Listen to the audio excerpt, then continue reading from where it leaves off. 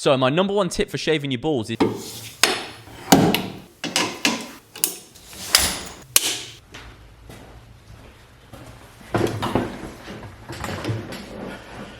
Hi guys, thanks for clicking on the video. My name is Elliot Forbes, head barber at the Mueller Treatment Space in Carnaby, and this is episode 41 of Men's Grooming Weekly. And it turns out today we are joined by special guest star Luna, who won't stop licking my face, but she doesn't want to sit on the floor either. If this is the first time watching any of my videos, this channel is dedicated to hair, beard and grooming tips for the modern man, and also ASMR style shaving and haircuts. On today's episode, we're going to be reviewing the Trevor Sorbie Moulding Mud hair product.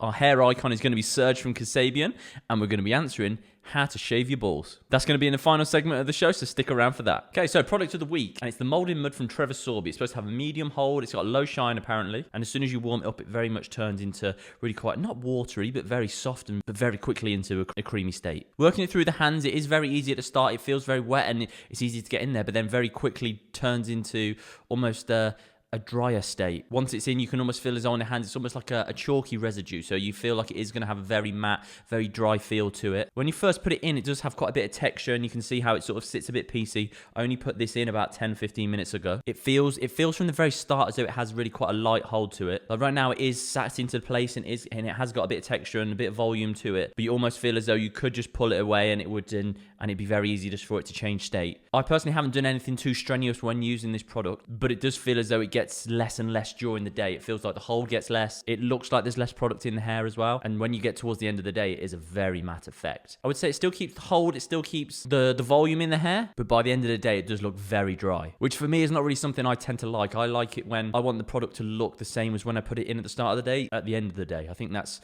the whole point of it, really. I think no matter what product you get, I think you want it to still stay pretty consistent and look the same. I think if you're looking for something that is really quite low, that is really quite low hold and low shine, I think this would be quite nice if your hair is on the shorter side. I think it's similar length to what I've got, or if anything longer than this, I think there's definitely better products out there for your hair. And for the price range, I probably would expect a little bit better than that, to be honest. It's £7, so something similar to like the Johnny's Chop Shop last week. In my opinion, it's trying to be a very similar product, and the Johnny's Chop Shop, that paste, that was way better than this. Although the way that this is described, it's supposed to have really high quality ingredients, and it is also supposed to be good for the hair. This is cruelty free and vegan, which is probably reasons to where the price is where it is. Will I be using it again? Probably not. Okay, now onto this week's hair icon. It's Serge from Kasabian. So in at 5 is this really short look. He changed up his hairstyle, went really short with it when he brought out his solo album. I think at that time he took it down super short on the sides. I think it almost went down to like a skin fade or something like that. Personally, I thought that was a bit too extreme and a bit too severe on him. This is a really nice in between and looks great on him. A little bit more lengthened through the side, so it's still got a little bit more texture and a little bit more body to it. It helps to maintain that fullness and the fringing through that front, so it just almost flows into the sides. The texture, the volume through that top area still gives it that same sort of Serge feel to it, but a bit more of his age and a little bit more of a modern feel to it. In at 4, much more of a look of what you would typically expect of him. This one's a little bit different, where it's got the bell at the bottom, where it almost then kinks out. It's really tightened through that side area. Probably a similar haircut than how he would normally have it, but styled a bit differently.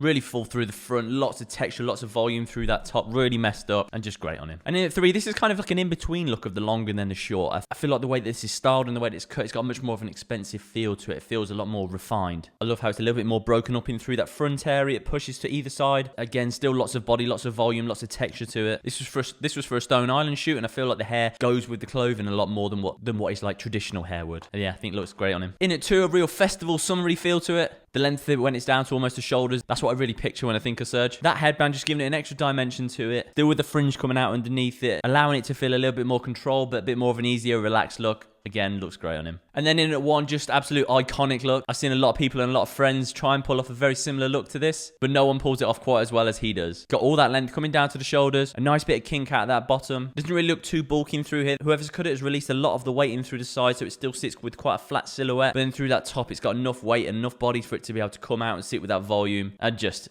iconic look, isn't it? Okay, and the moment that we've all been waiting for. Now, I've had a few questions about this recently, and a lot of guys want to know how to shave the balls the best. Now, I'm sure everyone watching this, just like the same as I am, you're getting inundated with ads online, whether it's on TikTok, whether it's on YouTube, whether it's on Instagram, of the Lawnmower 3.0 from Manscaped. I personally have never used the Lawnmower 3.0, but I'm sure that is a pretty good way of going about it. But for myself, I much prefer going nice and clean with a decent razor. Now, I wouldn't advise using one of the double-edged razors, which I normally use on on my face. I feel like if you use that, you're probably asking for a lot of cuts and a lot of blood. So I definitely wouldn't say to use that. But I've had a lot of success with using like either a Mach 3 or a Fusion. Because the angle on these is set at the right angle and you've got the protective strip at it, you're never really going to do too much damage with it. Tips for using one: make sure the head is completely dry. Make sure your balls, they're completely dry as well. So don't do it whilst the shower's running or after a workout. You want to make sure they're nice and dry. And ideally, make sure you go somewhere cold a little bit before. We don't want the sack to be nice and flappy. We want it to be nice and tight, so cold. And the same things applies to when you're shaving your face. So we want to try and get a flat surface as possible to try and pull the skin to make sure you can get the flat surface as possible and make sure that it is nice and taut. Say if you can't go somewhere cold,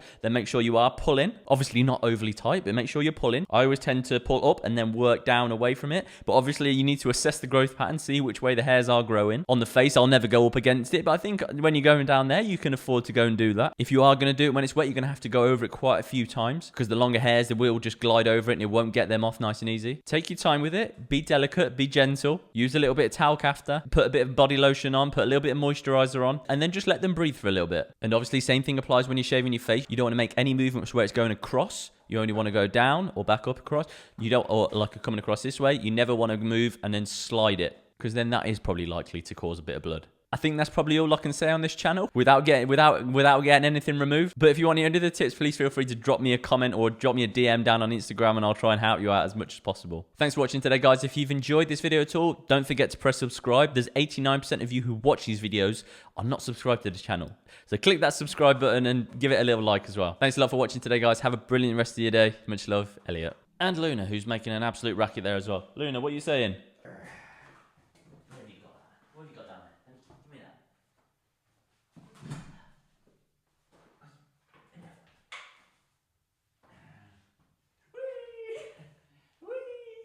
And it turns out today we are joined by special. And it turns out today we are.